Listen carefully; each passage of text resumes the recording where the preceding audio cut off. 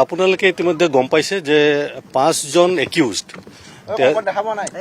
তেওঁলোকক আমি পুলিচ কাষ্টডিৰ ম্যাদ আজি শেষ হ'ল।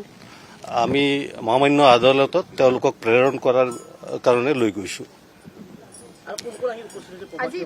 প্ৰবাসী অসমীয়া ছিংগাপুৰৰ পৰা ইতিমধ্যে সুস্মিতা গোস্বামী আৰু প্ৰতিম তেওঁলোক দুজন আহি পাইছে। তেওঁলোকক আমি জেৰা কৰিছোঁ আৰু আজি আৰু এজন দেৱজ্যোতি হাজৰিকাও অহাৰ সম্ভাৱনা আছে।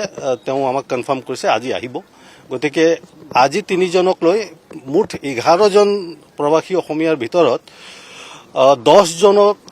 10জন আমাৰ ওচৰত হাজিৰ হ'ল। 10জনৰ আমি ষ্টেটমেণ্ট ল'লোঁ। এজন থাকি গ'ল ৱাজিদ আহমেদ।